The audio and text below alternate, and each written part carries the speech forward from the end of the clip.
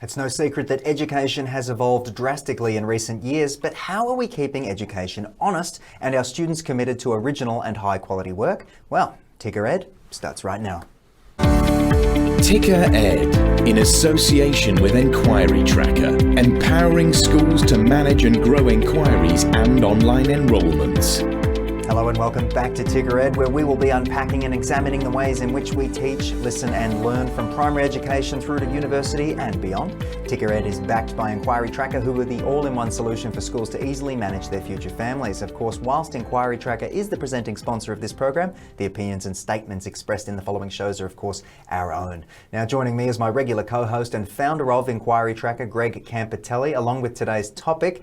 It's one that I'm going to first need some clarification on, Greg. We're talking about academic writing and the use of sources, literature, but there are so many terms: citation, referencing, quoting, paraphrasing, reference list, bibliography, and of course plagiarism. Help me out, man. It's a maze. Let's unpack the maze a little bit. Actually, let's unpack those words a little bit because there's a lot. So firstly, a reference is information from another source. That, for example, a journal article that you're sourcing to inform your writing. Mm-hmm. A direct quote, you know, the old air quotes, yes, is when we use the source's exact words. So when we paraphrase, we're reinterpreting those words and rewriting them as our own. Both of those need to be cited.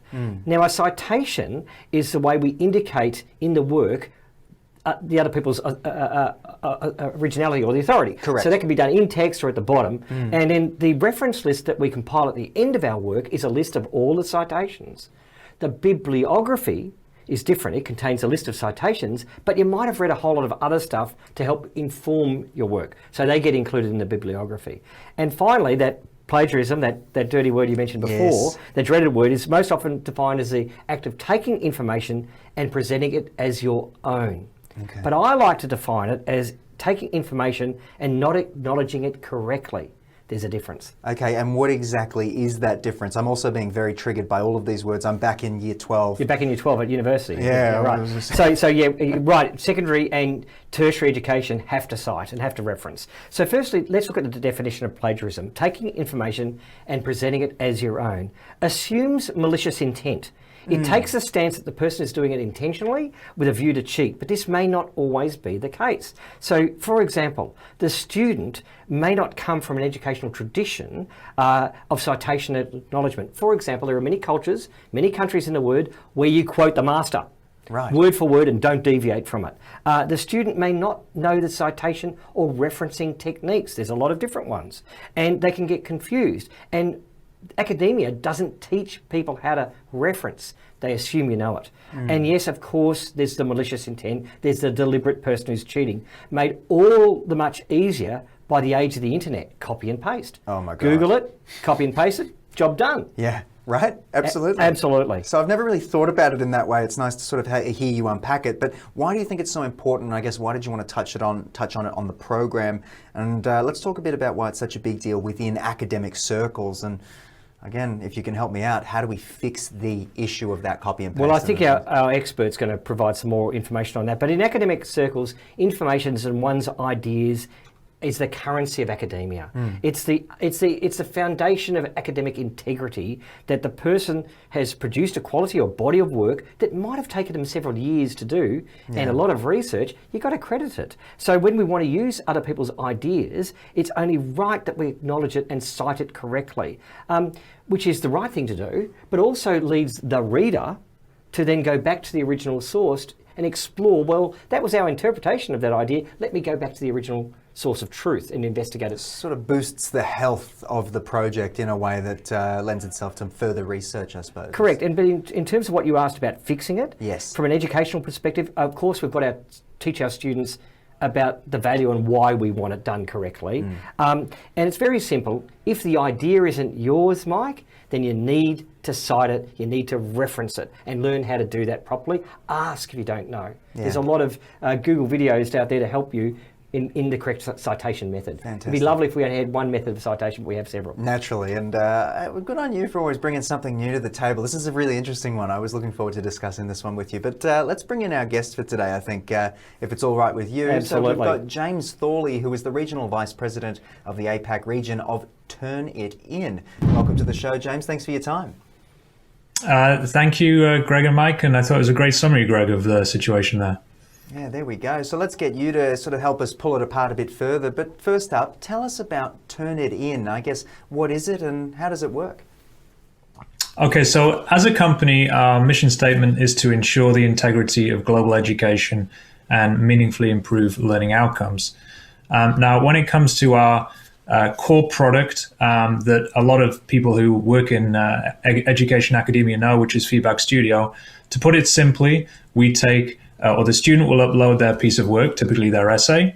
We then compare it against a set of databases and do a further analysis of it, and then produce a report, a live dynamic report, which will highlight any text that's been taken from other sources and also any other potential misconduct there. We also have the ability now to look into contract cheating, where a student whereas a case where a student has actually contracted someone else to do the work. So we can analyze a student's work against their previously submitted work and look for anomalies. And then finally, because it's this live dynamic report, we also give teachers the ability to overlay feedback and marks, etc. on top of that as well. That's kind of a very brief summary of what the technology does. Yeah, absolutely. And James, that's a fascinating technology. Is this widely used across secondary schools and tertiary and university? And is it global? Are people using this across the world, this kind of technology?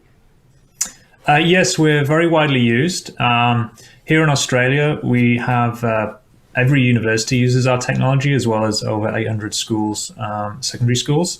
We're also very widely used in the US, in the UK, and I would say there's hardly a country actually in the world where we're not implemented at some stage. So yes, we're very, very widely used technology globally now.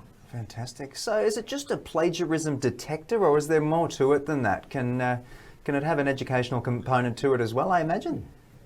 Yeah, so I think the first important thing to say is that the technology itself will not make a judgment on plagiarism or any other misconduct per se. It always has to be interpreted by a human. It's core that is remembered. That plagiarism or academic misconduct is always, at the end of the day, has to be a human decision. I think as well that academic integrity overall, of course, is just as much about education as it is about detection. And we really encourage and promote the use of the tool in a formative way rather than purely summatively. And in fact, we also recently released a new add-on product called Draft Coach, where the student actually has access to aspects of the tool within either Google Docs or within Office 365. And so they can really be checking things as they go. And we really promote this method of the student being involved, the student checking, the relationship between the teacher and the student to educate around issues around academic integrity, rather than just leaving everything to the end and giving this like a judgment once the assignment is complete. I think that's the stroke of genius, actually. I was really pleased to hear that let's get it ahead of the curve rather than after the curve and saying, hey, you've got it all wrong. When you just submit your essay, whoops, it's all too late to fix, and it's all too late then, but educating them earlier. What's the role of the teacher then, or the academic in this whole process? And is it fast? James, when I submit the work, is it an instant report back, or do I have to wait days to get the analysis done? So it will depend on the length of the document, but I mean, generally we're talking a few, seconds or a few minutes. You're never going to be waiting more than a few minutes for the report. So it's nearly instantly, I would say. As you say, look, the teacher or the academic really has to remain at the center of the process. This is not about replacing their intuition, their knowledge, their experience of these issues. The way we really see technology, be it our core technology or be it even artificial intelligence, which we're increasingly incorporating into some of our tools going forwards, is that it has to be centered around the human, and that we see the responsibility and the possibilities of technology are really to take away some of the more menial aspects of the role and to actually give the teacher more time to focus on the things that are going to be most impactful on the student outcomes. And that's really what our goal is and what our focus is on creating any kind of products. Okay, James, just to finish for me, how do you recommend institutions make use of Turnitin when it comes to their, day-to-day? Yeah, so I think we would always say try and use Turnitin as part of a much more holistic academic integrity strategy. That there's policy, there's education, there's technology, and they can all complement each other and come together well. We'd also say try and use it as widely as possible. Don't just spot check things. And part of that as well, especially on the secondary side, is that because we use so broadly in higher education, that it's about really preparing students to go on to university. I think the final thing I'd like to just briefly mention is, we believe, the goal of schools, the goal of universities is to produce, graduate students who are capable of original thinking, who are really equipped with the skills that they need to fulfill the roles for the future. We believe in the goal is to create citizens of integrity. And there's many components to that. Technology is one of them, but it's much bigger than that. And really, we encourage institutions, be they schools, be they universities, to try and really promote and create this culture of integrity within their institution, because ultimately that's going to benefit the wider society. Absolutely, and well said by you, James. And it is incredible and, of course, intriguing technology as well. So I want to thank you so much for joining us on the program and telling us all about it and, of course, unpacking this topic further. Thanks. And Greg, as always, thank you for bringing in a great guest, a great topic. Have you got some top tips for us today? Very quickly, understand the systems that you are using for your referencing. Talk about academic integrity and why it matters to your students. And if it's not your idea, cite it. And at Enquiry Tracker, we know all about using technology. That's what we do. We're a software platform. We get it. And I loved having our guest in today. It was fantastic. Mate, thank you as always. And of course, thank you to all of you out there in television land. A thought-provoking show today presented by the team at Enquiry Tracker. And if you'd like to learn more about how your school can use this amazing admissions software, head over to enquirytracker.net.